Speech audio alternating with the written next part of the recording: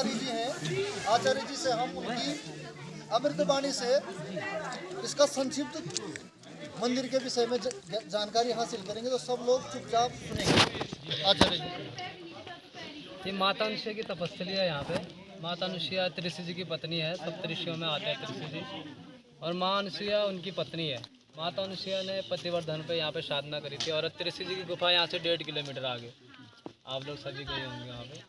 तो माता पतिवर्धन पे माँ ने साधना करी। तीनों लोकों में माँ के बराबर पतिवर्धन नारी कोई नहीं थी। तो बोलते हैं कि जब लक्ष्मी सरस्वती पार्वती जी को ये बात पता चली तो तीनों देवियों ने माँ की परीक्षा लेने के लिए ब्रह्मा विष्णु महेश को इस स्थान पर भेजा था। जब तीनों देव आए यहाँ पे और भोजन का आग्रह किया माँ से, जब माँ ने भोजन परोस किया तो उन्होंने एक शर्त रख दी माँ के सामने कि आप हमें निर्वस्त्र होकर भोजन कराएंगे तो हम करेंगे, नहीं तो हम आपका भोजन ग्रहण नहीं करेंगे। तो माँ ने उनकी शर्त मंजूर कर ली और अपने हाथ में गंगा जल लेके अपने पति जी का स्मरण किया और तीनों में छिड़क दिया। तो बोलते हैं कि तीनों छोटे छोटे बालक बन गए। तो जब बालक बन गए फिर माँ के लिए चला, माँ ने उनको अपना दूध खिला के बोलते हैं 6 महीने तक ब्रह्मा विष्णु महेश इस स्थान से बालक बन के रहे। जब वो बालक बन के रहे तो तीनों देवियों को भी यहाँ पे आना पड़ा उनको लेने के लिए। नारद जी ने बोल दिया कि तो जब तक आप लोग आ नहीं तब तक तीनों देव आ नहीं सकते। तो जब तीनों देवियों ने देखा कि तीनों देव बालक बने तो तीनों माँ के चरणों में नतमस्तक हो गए।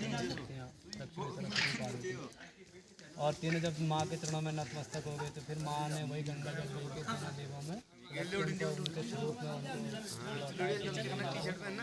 बोलते जब तीनों देव यहाँ से जाने लग गए थे तो माँ व्याकुल हो गई। माँ तब तक माँ के कोई बच्चे नहीं थे, माँ तो साधना में थी। और जब तीनों देव यहाँ पे बालक बन के रहे तो उनकी ममता माँ की वो हो गई और वो मोह माया सांसारिक जीवन में वो हो गई थी, व्यस्त हो गई थी। और फिर वो रोने लग गए जब तीनों देव जाने लग गए। तो फिर तीनों देव ने माँ को वरदान दिया कि माँ हम तेरे बच्चे बन के रहेंगे हमेशा और तेरे गर्भ से जन्म लेंगे। तो फिर माँ के गर्भ से तीनों देवों ने जन्म लिया, दुर्वासा ऋषि, चंद्रमा और दत्तात्रेय जी। तो दत्तात्रेय जयंती पर ही यहाँ मेला लगता है, जो ये कल हुआ मेला मार्च महीने की चतुर्दशी और पूर्णिमा को दत्तात्रेय जयंती होती है। तो उस दिन यहाँ मेला इसीलिए लगता है।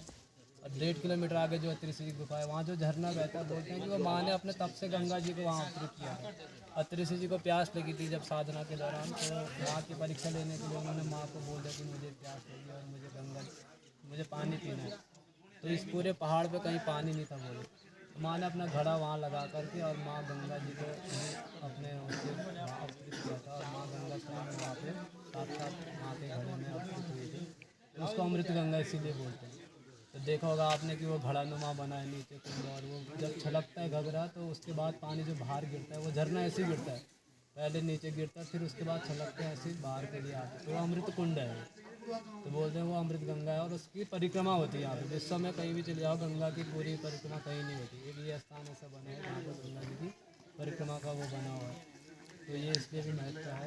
और यहाँ पे माँ पुत्रदायिनी है, निसंतान लोग होते हैं जो ज़्यादातर आते हैं साल भर में कभी भी यहाँ पर बैठ सकते हैं रात को। और माँ स्वप्नदर्शी है, सपने में दर्शन देती है। तो सपने में दर्शन देके माँ लोगों को वरदान देती है। कहानी है माँ का तपस्या है। ये जगत पंडित को एक बोलते हैं जैसे मतलब ये 5 डोलियां होती हैं यहाँ पे इकट्ठा, तो 5 डोलियों में इसका मतलब 5 डोले क्या ये हमारा नाम उन डोलियों में क्या है गुरु जी, एक तो 2 तो अनुसुईया की डोलियाँ हैं और 4 उसकी है ज्वाला मैया। जी जी, ज्वाला मैया हमारे पूरे मंडल घाटी की अधिष्ठात्री अद्वितीय ज्वाला मैया मंडल में। तो आदि व्याधि आती है तो ज्वाला जी का मंदिर है उसके लिए। और माँ अनुसुईया तो यहाँ साधना करते हैं, उनकी सबकी अधिष्ठात्री माँ अनुसुईया यहाँ पे। तो ये अपने उस दिन माँ के वो समझ लो आपका अतिथि है वो, तो माँ अपने बेटे के बर्थडे पे उनको यहाँ बुलाती है और उनको आमंत्रित करती है। और यहाँ पे 3, 5 और 6 डोलियाँ आके माँ के चरणों में रहती है। रात भर दत्तात्रेय जी का जन्मदिन है उस दिन, तो इसलिए वो आती है यहाँ पे मेहमान बन के आती है।